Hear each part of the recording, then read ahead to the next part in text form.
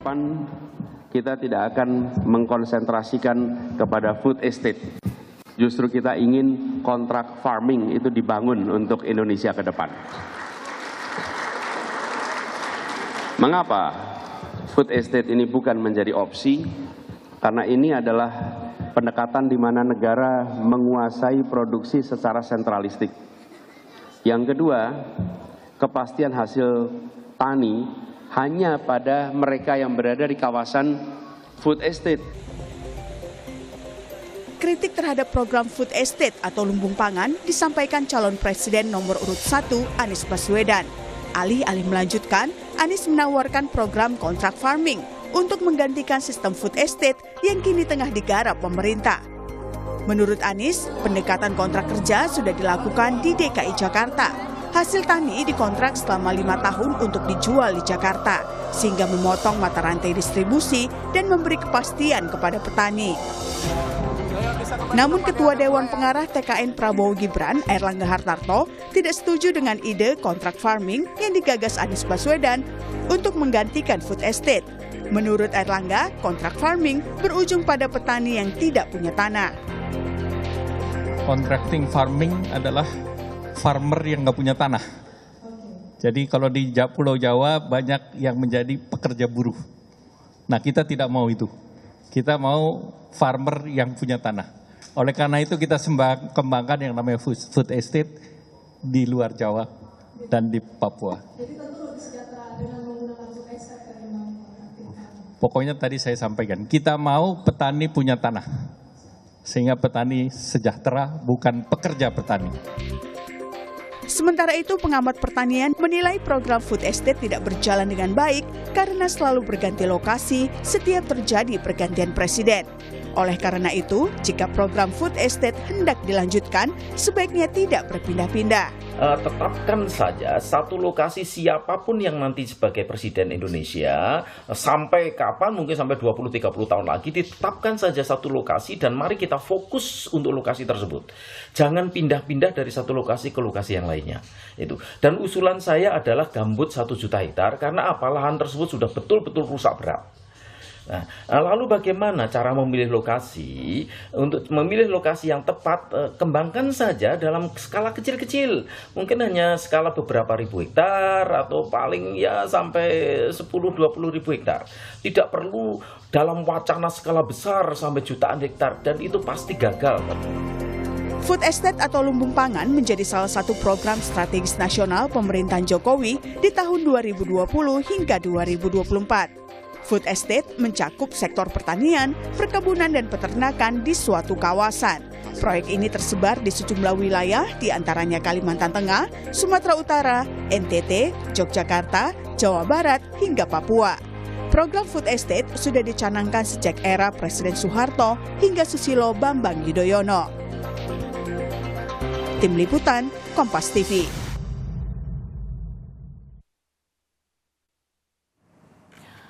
Saudara, kalau kita lihat sendiri, kritik terhadap program food estate atau lumbung pangan ini disampaikan calon presiden nomor urut 1 Anies Baswedan. Alih-alih melanjutkan, kemudian Anies menawarkan program baru yakni kontrak farming. Sebelumnya PDI Perjuangan kita tahu partai yang mengusung Ganjar Mahfud ini juga mengkritik food estate. Tapi program ini kemudian justru didukung oleh pasangan calon Prabowo Gibran. Kita bahas di pagi hari ini bagaimana soal nasib program food estate atau lumbung pangan di tangan 3 paslon Pilpres 2024. Sudah ada juru bicara TPN Ganjar Mahfud di studio, Mas Ciko Hakim. Selamat pagi, Assalamualaikum Mas Ciko. Pagi, Disney. Dan juga ada Dewan Pakar TKN Prabowo Gibran, Pak Muhammad Jafar Hafsah, yang juga sudah hadir ke studio. Selamat pagi. Selamat pagi, Assalamualaikum. Waalaikumsalam warahmatullahi wabarakatuh. Dan juga melalui sambungan Zoom ada Dewan Pakar Timnas Anies Mohaimin, ada Mas Fadil Hasan. Selamat pagi, Assalamualaikum Mas Fadil. Waalaikumsalam. Apa kabar? Baik, alhamdulillah. Saya ke Mas Fadil dulu ya. Ini berbicara soal food estate. Ternyata food estate ini bukan barang baru, di era Soeharto juga sempat dilakukan. Ini namanya Mega Rice Project. Kemudian juga di era Presiden Susilo Bambang Yudhoyono juga sudah dilakukan, namanya Merauke Integrated Food and Energy Estate. Nah, kemudian kita tahu pasangan Anies Mohaimin ini secara terang-terangan belak-belakan mengganti food estate ini dengan kontrak farming. Apa keunggulannya? Ya, terima kasih. Selamat pagi semuanya. Jadi pertama-tama saya ingin menyampaikan ya bahwa yang disampaikan oleh Pak Anies Baswedan itu adalah sebuah konsep yang disebut sebagai kontrak farming ya, yang sebenarnya itu agak berbeda dengan pengertian food estate. Perbedaannya? Jadi kalau food estate itu adalah merupakan sistem produksi, ya kan, dan perluasan areal ya. Kemudian kalau kontrak farming itu adalah sebenarnya lebih kepada sebuah sistem kepastian untuk penjualan produk yang dihasilkan dan kepastian dari sisi harga. Nah, dan apa yang disampaikan oleh Pak Anies itu berarti adalah bahwa Pak Anies akan memelihara dan mengembangkan sistem produksi yang sekarang ini sudah berlangsung ya, di mana petani itu menjadi bagian yang paling penting dalam proses produksi dan pengelolaan budidaya pertanian ini gitu kan. Kita kan tahu bahwa misalnya padi kan hampir semuanya itulah petani ya kan, kemudian jagung, kedelai dan seterusnya itu kan semuanya skala-skala usaha yang dikelola oleh petani begitu. Jadi ini yang ingin disampaikan oleh Pak Anies itu seperti itu. Nah, yang terkait dengan food estate yang sedang akan kita bicarakan itu adalah bahwa kita mengetahui semua ya, sejak zaman Pak Harto, zaman Pak SBY dan zaman Pak Jokowi ini, semua proyek food estate itu berakhir dengan sebuah kegagalan ya. Dan ini juga secara resmi sudah disampaikan oleh BPK ya. BPK itu dalam auditnya itu menyatakan bahwa proyek food estate ya yang dilaksanakan sekarang ini itu sudah salah sejak perencanaannya gitu kan. Dan kemudian juga yang kedua, dari berbagai ahli ya menyatakan bahwa food estate ini melanggar kaidah-kaidah ilmiah dalam sejak awal perencanaan sampai pelaksanaannya itu. Nah, oleh karena itu Pak Anies yang terkait khusus dengan food estate ini, tentunya kalau misalnya beliau terpilih sebagai presiden di tahun 2024, itu akan melakukan evaluasi ya kan, akan melakukan konsultasi dengan semua stakeholders gitu ya kan. Nah, tapi saya tambahkan sekali lagi. Nah, tapi sesuai dengan tema kampanye pasangan Capres-Cawapres nomor 1 ini, yang itu adalah perubahan, maka kalau misalnya kita kategorikan proyek food estate ini ke dalam tema perubahan itu, maka yang akan kita lakukan itu adalah kategori bahwa kebijakan tersebut akan dikoreksi. Akan dikoreksi begitu ya? Ya. Saya dari Mas Fadil bilang katanya dari era Pak Soeharto, kemudian era SBY sampai era Jokowi, food estate ini dianggap bisa dikatakan program gagal. Benarkah demikian? Baik, Adisti. Pemirsa, ya. Yang pertama kalau kita berbicara food estate, itu sebenarnya itu diterjemahkan sekarang ini adalah lumbung pangan. Nah, maka lumbung pangan itu kemudian dilaksanakan di dalam bentuk ada perluasan areal baru, ada peningkatan kualitas areal baru, dan ada pada areal yang sudah existing dilaksanakan. Nah, kemudian dengan corporate farming di situ ya. Jadi dikerjakannya dengan dari hulu tengah hilir, kemudian terkoordinasi semua bagaimana dalam melaksanakan daripada pertanian itu. pangan itu, usaha apa itu. Jadi dari hulu penyiapan sarana produksinya, kemudian di situ on farmnya, kemudian nanti pengolahan pemasarannya dan lain-lain.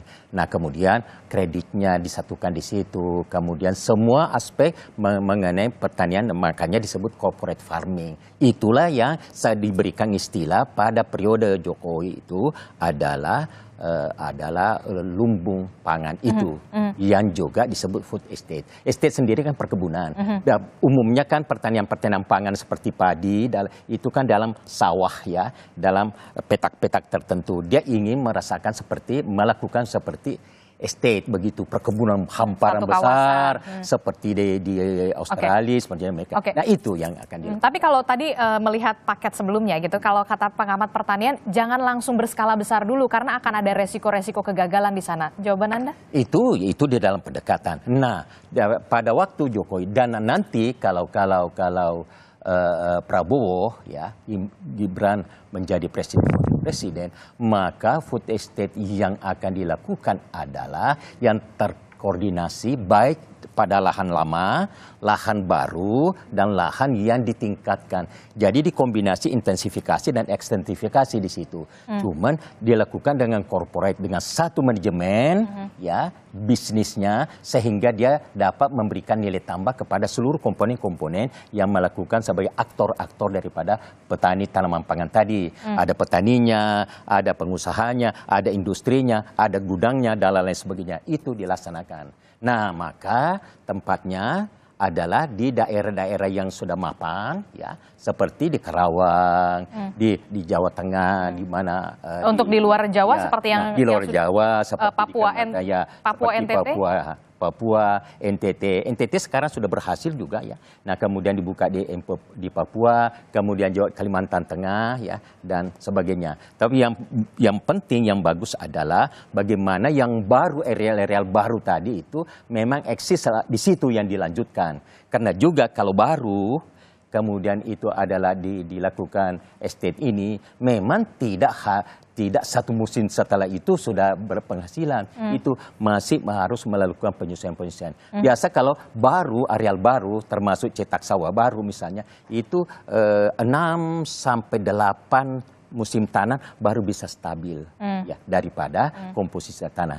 Itu sawah-sawah di Karawang dulu itu adalah itu adalah daerah-daerah rawa yang kemudian jadi sawah di Karawang yang subur sekarang itu. Nah itu beberapa puluh tahun baru dia bisa eksis sebagai sawah yang baik. Itu di daerah Karawang. Ya, tapi kalau misalkan kemudian di daerah di Kalimantan tidak mungkin kemudian ditanami sebagai padi karena gambut tanahnya. Sekarang sudah bisa dengan teknologi. Sekarang sudah banyak berhasil. Di samping sekarang gambut yang dibuka 1 juta hektar kemarin itu kan sudah isi penuh dengan diisi sebagian besar oleh kelapa sawit. Nah, kemudian dengan teknologi, dengan pengapuran, dengan apa sudah bisa. Itu memang produktivitasnya tidak sama besar di Pulau Jawa. Tidak seoptimal di Pulau Jawa. 3 ton per hektar. Gitu. Tapi itu sudah bagus sebagai tambahan produksi. Oke, Mas Ciko, dari pasangan Ganjar Mahfud, kalau kita melihat kan sebelumnya PDI Perjuangan ini cukup tegas mengkritik soal food estate ini. Kalau dari pasangan Ganjar Mahfud seperti apa? Punya kontribusi atau punya perubahan yang lain begitu soal food estate ini? Justru kita melihat tidak harus banyak dilakukan perubahan, tapi lebih ke pengembangan dan percepatan di bidang agraria ya, di bidang pertanian. Nah, kita melihat bahwa banyak sekali best practices di beberapa daerah seperti di Bali yang sangat terkenal dengan sistem irigasinya, Sumatera Barat sebagai penanam padi yang sangat hebat di Sumatera Utara, di NTT dan di berbagai daerah.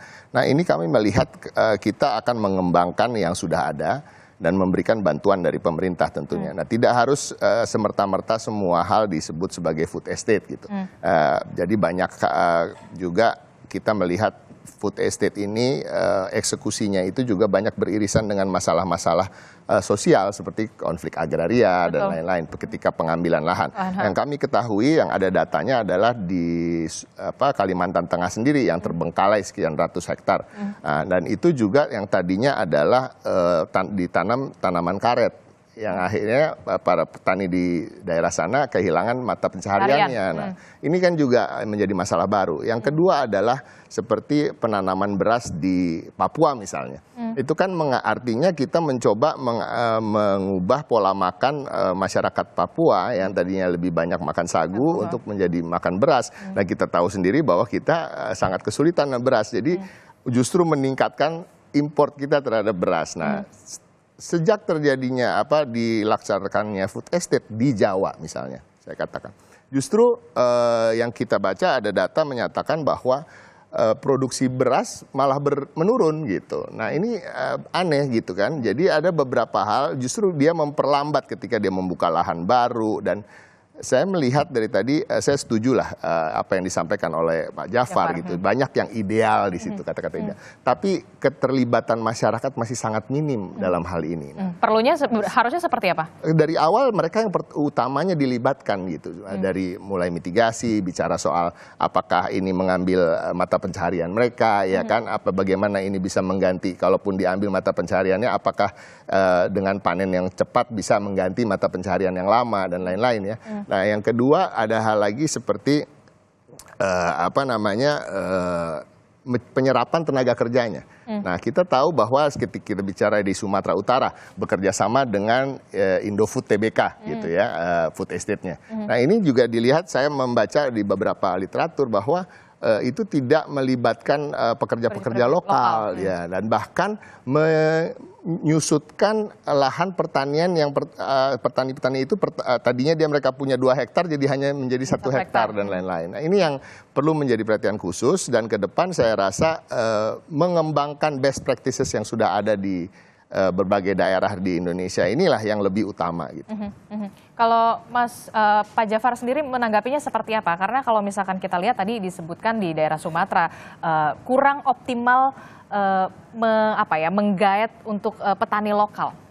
Baik, jadi ini tadi food estate ini kalau dia pada daerah baru, memang pendekatannya adalah dari awal itu sosialisasinya harus bagus ya. Kemudian calon-calon, kalau di situ tidak ada kan petaninya, berarti kan ada petani baru. Jadi berarti sekaligus dengan agrarian reform kan, pemberian tanah baru kepada petani baru atau calon petani tadi. Nah, jadi di situ oleh karena itu juga ada sosialisasi yang dilakukan pada masyarakat yang ada di sekitarnya ya. Karena di daerah baru kan di sekitarnya berarti bukan tempat masyarakat dan bukan lahan-lahan sudah lahan pertanian. Jadi itu sosialisasinya, inventarisasinya semua itu tahapan-tahapan yang harus dilakukan. Kalau ada yang missing itu hanya mismanagement saja dalam pemahamannya ini.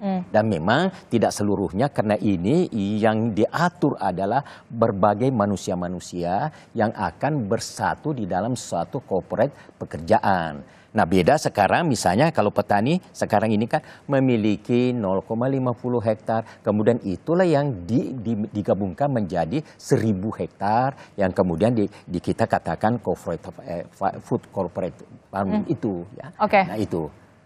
Jadi sekali lagi memang harus diadakan mitigasi, diadakan sosialisasi, diadakan duduk bersama, kemudian kita baru memulai itu program. Jangan sampai kemudian petani-petani yang memang sudah punya mata pencaharian di sana kehilangan karena adanya food estate sendiri. Nah, itu memang yang kedua, bagi daerah yang sudah ada petaninya di situ sudah pasti pencatatannya dengan baik. Kalau lahannya 2 hektar ya tetap menjadi 2 hektar, kecuali diambil infrastruktur ya, misalnya jalan dan lain sebagainya. Itu sudah pasti itu. Pak Fadil. Ya. Pak Fadil masih menyaksikan. Pak Fadil, ini bagaimana kalau misalkan kita soal food estate ini, kalau katanya Mas Ciko, jangan sampai kemudian petani-petani yang memang sudah punya mata pencaharian di sana kemudian kehilangan ketika ada food estate ini. Kalau di kontrak farming ini sendiri seperti apa? Ya, jadi kalau kontrak farming itu kan sebagai tadi saya sampaikan, itu merupakan sistem yang memastikan penjualan daripada produk-produk yang dihasilkan dan juga kepastian harganya ya untuk para petani dan kelompok tani dari sistem produksi yang sudah berjalan selama ini gitu. Jadi seperti itu. Nah, ini kan Pak Anies menyampaikan itu berdasarkan pengalaman yang diperoleh selama beliau menjadi Gubernur DKI, ya, di mana beliau itu bekerja sama dengan berbagai pemerintah daerah di daerah-daerah penghasil padi, ya, di Jawa Timur, Jawa Tengah, dan kemudian hasil daripada petani-petani tersebut itu dibeli oleh BUMD yang dimiliki oleh pemerintah DKI. Dan dengan demikian maka harga yang diperoleh oleh para petani di daerah tersebut itu stabil dan cukup tinggi di satu sisi, dan juga kemudian ada kepastian daripada pasar bagi produk-produk mereka. Di sisi lain kemudian masyarakat di Jakarta, para konsumen itu mendapatkan harga, ya, yang relatif terjangkau, ya, dibandingkan kalau misalnya pemasaran daripada produk-produk tersebut itu melalui jalur distribusi dan pemasaran yang sangat panjang, ya, dan tidak efisien, yang itu menyebabkan kemudian harga di tingkat petani rendah, sementara harga di tingkat konsumen itu tinggi, gitu, karena hilang di perjalanannya tersebut. Itu satu. Nah, kemudian yang kedua, kalau yang terkait dengan food estate, ya itu kan sebenarnya merupakan pengembangan, ya, perluasan dalam sistem produksi, gitu. Ya kan? Nah, dalam kaitan ini Pak Anies, ya, kalau kita baca visi dan misinya itu akan membenahi secara komprehensif dan menyeluruh sistem produksi yang pertanian atau pangan yang ada sekarang ini dari hulu sampai ke hilirnya. Nah, kalau di hulunya ini yang terkait dengan food estate-nya itu tentunya kita akan melakukan, ya, berbagai pendekatan, strategi, ya, dan program yang berbeda dengan apa yang dilakukan sekarang ini dan selama ini. Oke, perbedaan yang sangat krusial. Perbedaan tadi Pak Jafar Hafsah menyatakan akan melakukan apa yang disebut sebagai corporate farming, gitu kan, pengelolaannya itu. Nah, kalau kami itu akan melakukannya dengan cooperative farming. Jadi petani-petani itu akan didesain, ya, untuk menjadi anggota koperasi, ya kan. Mereka memiliki lahan, ya, atau kalau di daerah baru itu lahan itu diberikan oleh negara, ya. Kemudian mereka berkelompok dan kemudian mereka akan bergabung menjadi membentuk sebuah koperasi, ya kan. Tidak melibatkan korporasi. Ya, kalau korporasi itu kan pengelolaannya itu dilakukan korporasi, ya, korporasi. Kalau kami itu dilakukan secara kooperatif, secara melalui institusi, ya, koperasi itu. Nah, mengapa demikian? Ya kan, kami kan juga mengetahui misalnya program-program serupa yang dilakukan di berbagai negara, terutama di Malaysia. Di Malaysia itu ada yang namanya FELDA, ya kan, program Federal Land Development Agency. Seperti itu. Jadi petani diberikan lahan, kemudian mereka membentuk koperasi, ya kan, seperti itu. Nah, jadi itulah salah satu perbedaan pokok, ya, antara yang akan kami lakukan dan dilakukan oleh pasangan lain. Jadi kita pendekatannya itu adalah koperasi, ya, koperasi, dan itu juga saya ingin menyampaikan di situ mengapa koperasi, karena itu kita ingin menghidupkan, ya, dan memberdayakan kembali kopi, ya, sebagai salah satu bentuk usaha sesuai dengan amanah konstitusi kita. Oke, berarti tidak melibatkan korporasi, begitu ya? Atau tetap melibatkan korporasi? Dalam hal korporasi bukan berarti tidak terlibat, bisa saja nanti kan kita bekerja sama, ya kan. Koperasi itu bekerja sama dalam mekanisme misalnya penjualannya, ya kan. Tapi nanti yang akan berperan dari sisi produksi, ya kan, dan pengolahannya kemudian itu adalah bentuk usaha koperasi yang dibentuk oleh para petani tersebut. Oke, Pak Jafar, Ya. tanggapan Anda? Jadi tadi kita ulangi ya, yang disebut kontrak farming yang dikemukakan oleh calon presiden itu berbeda dengan food estate. Ya, kontrak farming itu berada di dalam food estate itu. Ya, nah itu ininya. Jadi bagian dari itu. Nah, jadi di dalam food estate ini, ya, Jadi maksud Anda cuma perbedaan nama saja? tidak perbedaan nama, lain memang, bukan perbedaan nama.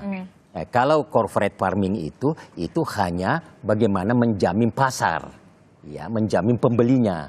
Tetap harus tetap ada dan stabil. Ya, jadi ada, sudah disiapkan. Jadi sebelum produksi itu sudah ada yang nanti akan membelinya dengan harga tertentu. Ya, itu kontrak farmingnya. Sedangkan kalau food estate itu tadi secara keseluruhan. Nah, bagi food estate sebenarnya kan itu adalah salah satu pendekatan daripada pendekatan yang lain yang dilakukan nanti apabila Prabowo jadi presiden. Semuanya program intensifikasi, ekstensifikasi, kemudian di situ ada bagaimana petani berkooperasi. Jadi di dalam corporate farming itu, di dalam food estate itu, kemudian ada mitra-mitra itu tadi makanya kita mengatakan corporate farming. Bermitra dengan hulu, pengusaha hulu, industri hulu, pengusaha industri hilir. Dan itu juga yang istilahnya hilirisasi. Itu betul-betul ditekankan pada pengolahan daripada hasil-hasil produk tadi. Nah, di mana petani itu menyatu di dalam koperasi. Koperasi tani yang kemudian atau gabungan kelompok tani bagi yang itu berbadan hukum yang kemudian bermitra dengan ini tadi. Sehingga nilai tambah itu sebagian juga tetap jatuh kepada petani. Nah, itu yang dilakukan. Jadi banyak program-program corporate farming atau tadi food estate itu adalah salah satu daripada program yang akan dijalankan nanti Prabowo untuk menambah ketahanan pangan. Itu. Saya ke Mas Ciko dulu. Mas Ciko, ini kan kalau kita review kembali, kemudian PDI Perjuangan pada saat itu Sekjen PDI Perjuangan Hasto Kristianto ini mengkritik tegas dengan belak-belakan bahwa food estate itu merupakan kejahatan terhadap lingkungan karena food estate ini hanya berimbas pada penebangan hutan yang tidak menghasilkan. Jangan dijawab dulu, kita akan jawab di Sapa Indonesia Pagi usai jeda, jadi tetaplah bersama kami. Terima kasih Anda masih bersama kami di Sapa Indonesia Pagi. Saudara, kita masih membahas soal bagaimana pengembangan food estate ini. Kalau kita lihat sebelumnya memang pasangan calon nomor urut 1 Anies Baswedan dan juga Muhaimin Iskandar ini punya perubahan lain yakni kontrak farming. Kita masih melanjutkan bersama dengan tim sukses atau tim pemenangan ketiga pasangan calon. Saya langsung ke Mas Ciko. Mas Ciko, kalau kita lihat ini kan mereview kembali, kemudian Sekjen PDI Perjuangan Hasto Kristianto ini sempat mengungkap bahwa food estate ini dikritik karena merupakan dugaan kejahatan terhadap lingkungan, berimbas pada penebangan hutan yang tidak menghasilkan. Jawaban Anda soal ini? Saya rasa itu sudah dijawab sendiri ya statement tadi bahwa memang ada penebangan hutan yang akhirnya berimbas pada rusaknya lingkungan dan menjadi banjir di berbagai daerah di Sumatera Utara. Kami tahu menjadi ada lahan yang membuat banjir di sana. Dan ini kritik itu tidak berhenti di situ saja. Sebenarnya kita mengkritik itu dasarnya jelas. Sudah hampir 4 tahun proyek ini berjalan dan belum bisa ditunjukkan satupun di antara hektaran yang sudah diambil alih dan lain-lain itu dikelola dengan baik dan mendapatkan panen sesuai yang ditargetkan. Gitu. Kebanyakan panennya itu tidak bahkan mengurangi panen-panen sebelumnya gitu. Karena banyak juga dilakukan di lahan-lahan yang tidak tepat guna seperti lahan gambut di Kalimantan Tengah. Ini permasalahan gitu. Yang biasanya singkong itu bisa sampai 4 meter, batangnya ini cuma tidak sampai ke 1 meter juga. Jadi ini hal-hal seperti itu apa yang disampaikan oleh Pak Jafar sebenarnya semuanya sangat ideal gitu. Tapi pada kenyataannya itu bukan itu yang sedang berlangsung selama 4 tahun terakhir ini gitu. Jadi apa menjadi jaminan? Karena kan ya eksekutornya akan orang yang sama, Pak Prabowo juga gitu. Tapi kan kalau kita jangan-jangan ini visi misinya Pak Jafar. Tapi kan kalau kita bukan Pak Prabowo. Visi Prabowo dong. Kalau kita lihat kan juga anggarannya tidak main-main ya, cukup besar, ada 108,8 triliun rupiah dengan adanya food estate di berbagai wilayah, tidak hanya di Pulau Jawa. Kemudian tadi Anda bilang seharusnya di Kalimantan tanamnya ini, tapi ditanamnya ini. Anda melihat ada kurang riset kah di sana?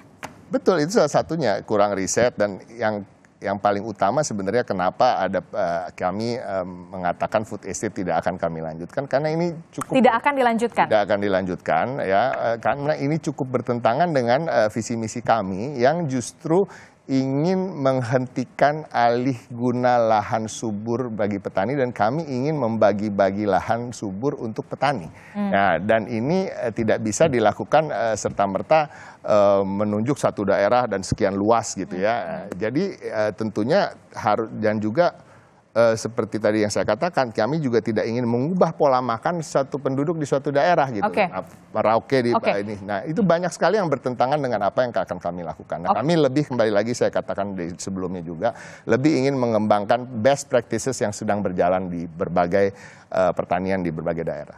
Oke, kalau Anda menyebut tidak akan melanjutkan food estate, lalu programnya seperti apa? Kalau paslon nomor urut 1 sudah jelas namanya contract farming. Kalau untuk pasangan ya, kita Ganjar Mahfud, mengembangkan per daerah saja, per daerah apa yang menjadi keunggulan mereka, seperti di Gerobokan petani kedelainya itu kita berdayakan mereka, kita beri bantuan-bantuan ya kan, kemudahan kredit, off taker dari corporate ya kan, dari BUMN maupun BUMD berarti juga itu mempunyai kewajiban dikatakan untuk mengambil. pengoptimalan intensifikasi. Betul, intensifikasi apa yang sudah berjalan di Sumatera Barat seperti pertanian di sana, beras dan lain-lain. Nah, ini yang kita akan kembangkan.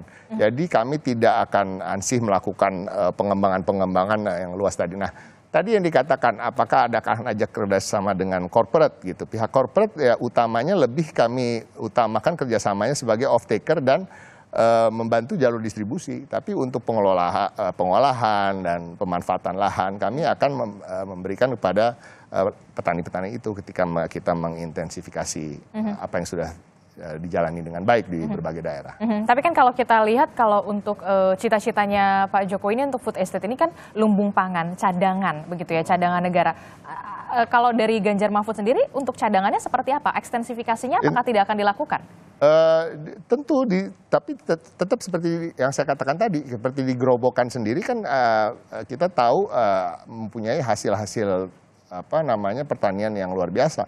Nah, kalau kita mengintensifikasi di sana dan kenaikan dari panen di sana itu cukup menjadi lumbung pangan tersendiri bagi kami, bagi Indonesia. Gitu. Nah, ini yang tidak menjadi perhatian ketika food estate ini digelontorkan dan lain-lain menurut kami. Dan kita sudah banyak belajar tadi, Disti juga pernah mengatakan bahwa di tahun 90 zaman Pak Harto ya kan tidak gagal ya kan, di zaman Pak SBY juga tidak dapat terlaksana dengan baik. Nah, ini sesudah 4 tahun berjalan belum ada bukti keberhasilan dimanapun, bahkan ada lahan-lahan terbengkalai ya kan, ekskavator yang mangkrak ya. Nah, ini bagaimana ini bisa dilanjutkan dengan baik, apa jaminannya oleh orang yang sama gitu, yang diberikan tugas untuk mengembangkan food estate itu sendiri. Oke, saya ke Mas Fadil. Mas Fadil, kalau kita lihat kan di food estate ini anggarannya tidak main-main, 108,8 triliun rupiah, koreksi kalau saya. Kalau untuk pasangan Anies Muhaimin ini untuk kontrak farming rencananya akan anggaran yang kita berencana ya, karena kan belum tahu ya siapa yang terpilih nanti. Sudah disiapkan anggarannya kira-kira berapa untuk pengalokasian ini, kontrak farming ini? Kontrak farming itu kan lebih kepada arrangement ya, penjualan hasil-hasil produksi pertanian. Jadi tentunya itu lebih kepada bisnis to bisnis sebenarnya. B2B. Ya kan? B2B gitu kan. Nah, jadi dalam konteks ini adalah akan saling menguntungkan baik bagi produsen maupun bagi pembeli dalam hal ini. Nah, tentunya di sini yang akan pasti itu terlibat itu adalah BUMD misalnya kan, atau perusahaan-perusahaan yang lain yang kooperasi misalnya gitu ya. Yang akan menjadi off-taker daripada produksi yang dihasilkan oleh para petani tersebut. Jadi saya kira dalam konteks anggaran negara itu tidak akan terlalu banyak terlibat dari sisi keuangannya. Nah, tapi kalau yang terkait dengan food estate itu kan sekali lagi itu kan merupakan sistem produksi ya. Nah, dalam konteks ini yang akan kita lakukan itu karena memang sudah ada investasi negara untuk proyek-proyek tersebut, maka kita juga tidak wise ya kalau misalnya kemudian meninggalkan atau menterlantarkan proyek-proyek tersebut yang sudah ada itu menjadi mangkrak ya, menjadi idle dan seterusnya. Oleh karena itu, yang akan kami lakukan itu adalah melakukan evaluasi secara menyeluruh dan kemudian melakukan koreksi dari sisi pendekatan, dari sisi strategi, ya kan, dan dari sisi pengelolaannya itu gitu loh. Ya, jadi kalau misalnya kita tinggalkan begitu saja seperti itu. Tapi yang pasti itu bahwa